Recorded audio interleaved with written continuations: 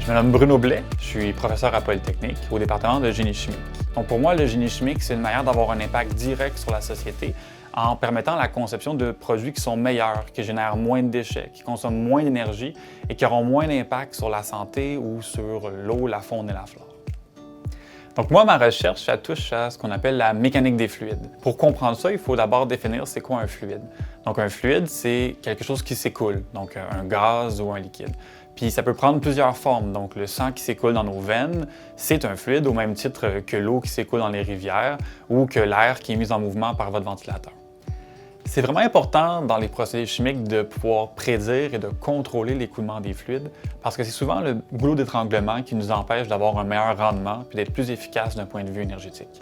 Une bonne comparaison, ça serait d'imaginer quand vous mettez du sucre dans votre café. Si vous prenez un cube de sucre puis vous le déposez dans votre café, sans agiter, sans prendre une cuillère puis brasser, bien en fait, vous pouvez attendre aussi longtemps que vous voulez. Le sucre ne va jamais vraiment se mélanger. Vous allez avoir au fond du café un café qui est extrêmement concentré en sucre, puis le dessus du café va encore demeurer amer.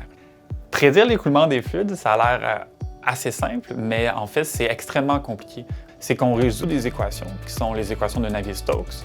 Pour résoudre ces équations-là, on sert d'ordinateurs massifs, qu'on appelle des calculateurs haute performance, qui nous servent en fait à résoudre ces équations-là dans des problématiques industrielles.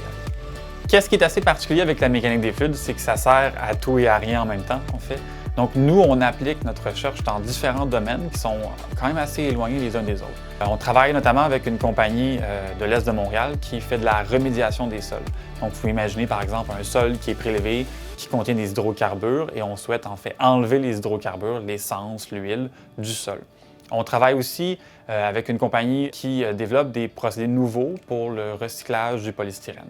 Donc eux, ils développent des réacteurs particuliers qui utilisent les micro-ondes pour transformer les déchets de polystyrène en leur matière première, de la matière vierge, qui permet à nouveau de refaire des nouveaux conteneurs en plastique, mais vraiment dans une perspective d'économie circulaire.